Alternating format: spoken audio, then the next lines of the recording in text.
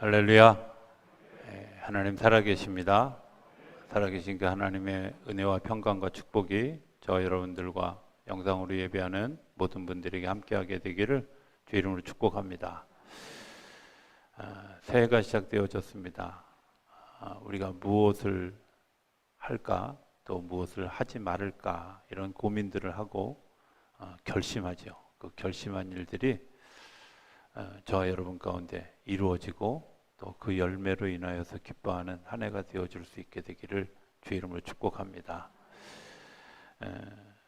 예전에 이해 못했던 그런 그 이야기 하나, 그래서 그것 때문에 이렇게 고민했던 일들이 있었습니다. 그 중에 이제 하나가 앰브로즈 비어스라고 하는 미국의 작가가 했던 이야기입니다. 그 사람은 뭐라고 얘기했냐면, 전쟁은 신이 미국인에게 지리를 가르쳐주는 방식이다, 이렇게 표현했어요. 이 사람이 살았던 시기를 이렇게 돌이켜 보니까 아마 제1차 세계대전을 하고 있을 때 아마 그렇게 깨닫게 되어졌다고.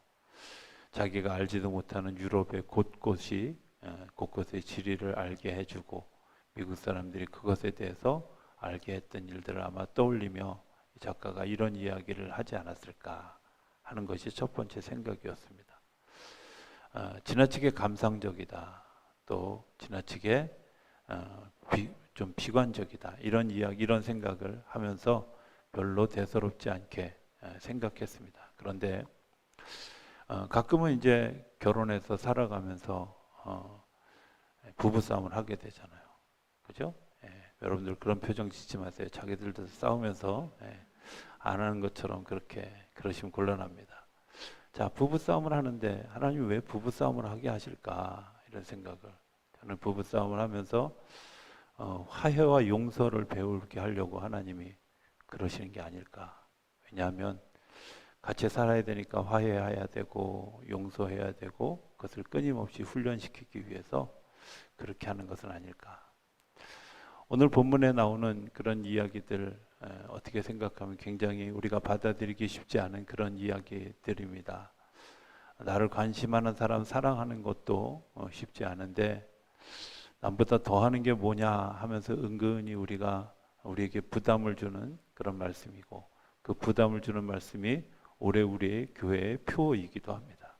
여러분들이 부담감을 가지고 한 해를 시작하게 되어지는데, 여러분들의 부담감을 조금 실천적 방법으로 이렇게 문제를 풀어갔으면 좋겠다, 이런 생각을 하게 됐습니다.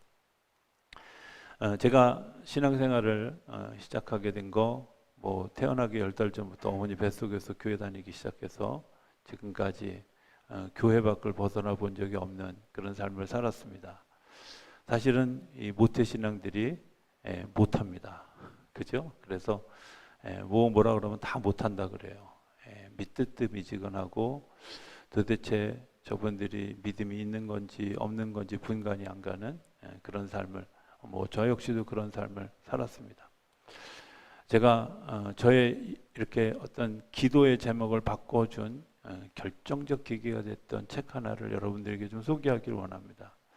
아주 오래전에 제가 고등학교, 대학교 다니던 시절에 제 취미가 돈은 없으니까 중고 서점 뒤져서 좋은 책 골라내기, 이런 게 취미였습니다. 그래서 어느 날 서점에 가서 여러 책들을 고르는데 아임 기너트라고 하는 사람이 쓴 부모와 자녀 사이라는 책이 있었습니다. 그 책을 제 기억에 아마 그 당시 돈으로 300원을 주고 그 책을 샀던 것을 기억합니다. 80년도인가 아마 79년도인가 이 정도쯤 됐습니다. 그 책을 사가지고 와서 처음에 아무 기대 없이 책을 읽어 나가는데 거기에 놀라운 복음이 있었어요. 그게 뭐냐, 부모와 자녀 사이에 서로 어떤 대화를 해야 되는가, 어떻게 받아들여야 되는가 하는 것들에 대한 이야기였습니다. 그 책에 나오는 예를 하나 들면, 아이가 어디 가서 맞고 오면 애들한테 왜 칠칠 맞게 맞고 다니냐, 저희 어머님이 주로 썼던 단어입니다. 그렇게 이야기하지 않는다는 거예요. 울고 오는 아이에게 아팠겠다, 힘들었겠다, 네가 이 일로 인해서 몸도 다쳤지만 마음도 다치지 않았느냐, 이렇게 하면서 그 아이를 이해하고 안아줘야 된다는 게 하임귀너티의 이론입니다. 모든 상황 가운데서 그 아이의 그 마음, 상처, 인격을 건드리지 않는 그런 언어, 그런 그 대화의 습성들을 아주 책에서 계속 이야기하고 있습니다. 너무 복음이더라고요. 왜냐하면 저희 부모님들은 그러지 않았는데 이렇게 살아야 되는구나 하고 생각을 했어요. 근데 그렇게 생각을 했는데 중요한 건 막상 제가 하려니까 안 되는 거예요. 제가 듣고 이해해서 야 이거 참 좋다 이렇게 생각했는데 막상 내가 그걸 내 삶에 적용하려니까 나는 예전에 내가 가지고 있던 습관을 따라서 그냥 저지르게 되고, 아이를 키울 때도 왜 칠칠 맞게 얻어먹고 다니냐고 막 이러면서 아이를 오히려 더 마음을 아프게 하는 일들을 하고 있는 저를 발견하게 됐어요. 그러면서 오늘 본문을 보게 된 거예요. 오늘 본문에는 이렇게 얘기합니다. 43절에 보면 너희가 내 이웃을 사랑하고 내 원수를 미워하였다는 것을 너희가 들었으나, 원수를 사랑하는 것을 우리가 들었어요. 그죠?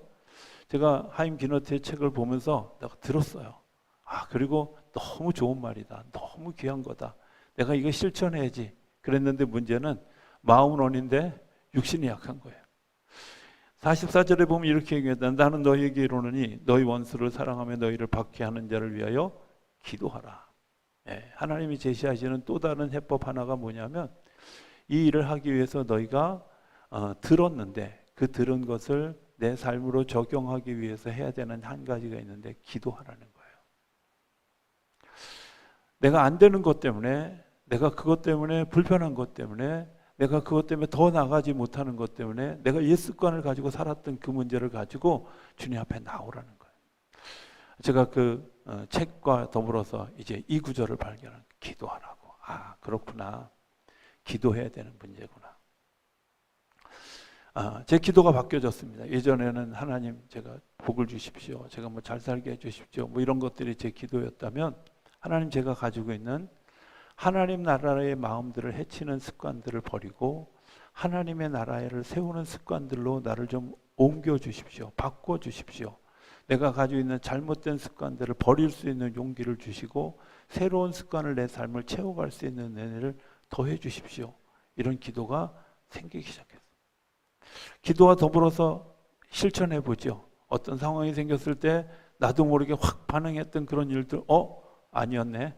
그리고 또다시 좌절하고 다시 주님 앞에 기도하는 자리에 가고, 또다시 좌절하고 또다시 주님 앞에 기도하는 자리에 가면서 조금씩 내 삶에 작은 뿌리, 씨앗이 뿌려지기 시작한 거예요. 생각이 바뀌기 시작한 거죠. 마음이 바뀌기 시작한 겁니다. 오늘 본문의 이야기는 마태복음 5장은 10계명을 하나하나 다시 재구성하면서 재해석해서 율법을 완성시킨 이야기. 그러니까 이 43절부터 48절의 이야기는 10계명의 마지막 계명, 내 이웃의 것을 탐하지 말아라, 그리고 이웃의 것을 욕심내지 말아라, 내 이웃의 아내를 탐내지 말아라, 이런 이야기들을 종합해서 그것을 결론처럼 이야기한 게 오늘 본문의 이야기거든요. 그런데 10계명에는 6계명부터 8번째 계명까지는 행동에 대한, 그리고 9번째 계명은 말에 대한, 그리고 10번째 계명은 마음에 대한 거예요. 그 마음이 바뀌지 않으면 우리의 삶도 바뀌지 않고 우리 행동도 바뀌지 않고 생각도 바뀌지 않죠. 내가 마음으로 결정하고 주님 내 마음이 확정되고 확정되었사오니, 굉장히 중요한 일이거든요. 내 마음이 결정되었사오니, 내가 내 마음이 결정한 대로 내 삶이 바뀌어져 가는데, 내 마음이 결정되어지기 위해서 하나님 먼저 우리에게 들려주셨고, 그 들려주신 것들 때문에 좌절하는 우리에게 포기하는 마음이 아니라 계속해서 그것을 이어갈 수 있도록 우리를 돕는 마음이 기도하는 마음이죠. 먼저 하나님께 다가가라고 하는 이야기, 먼저 하나님께 우리가 앞장서서 가라고 하는 이야기는 그런 이야기입니다. 내가 먼저 하나님께 구하는 거죠. 하나님 우리에게 가르쳐 주셨어요. 어떻게 가르쳐 주셨을까 생각해 보면, 하나님 우리에게 생각 가운데 오셔서 우리가 부딪히는 문제를 가지고 걱정할 때 우리의 세계관을 열어서 지어진 피조물적 세계가 아니라 창조적 세계관으로 바꿔주시고, 우리가 행동을 통해서 극복해야 될 그런 문제를 우리에게 부딪혀 왔을 때 우리가 한계를 극복할 수 있는, 그리고 걸어가면서 부딪히는 여러 가지 일들을 우리가 해결하지 못할 때 우리의 마음을 바꿔서 그 문제들을 해결해 갈 수 있도록 우리에게 먼저 찾아와 주셨고, 먼저 우리를 치료해 주셨고, 먼저 안아 주셨고, 먼저 닦아 주시고, 먼저 나눠 주셨다는 거예요. 주님이 우리에게 보여주신 것들을 기도하니까 성경에 그런 것들이 보이기 시작했어요. 그랬구나. 38년 된 병자를 찾아온 것이 38년 된 병자라고 생각했는데 그게 나였구나. 가나마다 현장에서 잡혀온 여인을 보면서 내가 너를 용서한다라고 이야기했던 그 이야기가 바로 나의 이야기였구나. 강도 만난 이웃을 이야기하면서 사마리아 사람 이야기할 때 그 강도 만난 사람을 그냥 지나쳤던 레위인과 제사장이 바로 나였구나 하는 것을 깨닫게 되어지고, 하나님, 제가 그런 자리에 서지 않도록 나를 도와주십시오. 나를 인도해 주십시오. 기도하게 되어지죠. 성경을 읽으면서 잘한 사람, 예수님의 모습을 내가 닮아가야 되는데 예수님의 모습은 온데간데 없고, 내가 정말 그 좌절하고 넘어졌고 병들었고 그리고 주저앉아 있던 사람들의 모습이 다 내 모습이라는 사실을 발견하고 하나님 앞에, 하나님 나를 불쌍히 여겨달라고 기도하게 되어지더라고요. 여러분들, 이런 일들이 우리 가운데 시작되어질 때 하나님의 역사가 시작되어지는 줄로 믿습니다. 드러나지 않았다 할지라도, 겉으로 결과가 나타나지 않았다 할지라도 이미 우리 속에 하나님의 나라가 시작되어졌습니다. 어떤 때에 주님께서 말씀하신 것을 들었을 때, 그리고 들은 것을 내가 극복하지 못하고 주저앉지 않고 그래도 외마디 소리라도 신음하며 주님 앞에 기도할 때에 주님께서 우리 안에 하나님의 나라의 역사가 시작되어진 줄로 믿습니다. 겉으로 드러날 때는 여전히 옛 습관 때문에 화가 나고 분노하고, 그리고 막 이제 여전히 거짓된 모습을 가지고 여전히 내가 하나님 앞에서 불편한 모습을 가지고 있을지라도 이미 우리 안에 심겨진 하나님의 말씀의 씨앗은 기도를 통해서 자라가게 되어지는 줄로 믿습니다. 그래서 올 한 해 우리가 먼저 하나님께로 한 걸음 더 다가가는 역사가 저와 여러분 가운데 일어나게 되기를 기대합니다. 자, 그런 일들이 우리 삶에 이루어지는 또 다른 현장이 있는데 그게 나와 이웃과의 관계예요. 오늘 성경의 끝은 이렇게 얘기합니다. 그러므로 하늘에 계신 너희 아버지 온전하신 것 같이 너희도 온전하라. 온전하다는 말을 영어 성경에 보면 퍼펙트해진다는 거예요. 사람이 어떻게 퍼펙트해질 수 있을까 이렇게 생각하는데, 사람이 퍼펙트해져가는 과정들을 걸어가는 거죠. 사람이 그 걸음을 걸어가면서, 저는 사람이 퍼펙트하다는 게 완전 무결한 사람이 아니라 그 사람이 가지고 있는 약점들이 숨겨진 게 아니라 그 사람이 가지고 있는 강점들이 그 약점들을 커버할 만큼 확실하게 드러나는 거죠.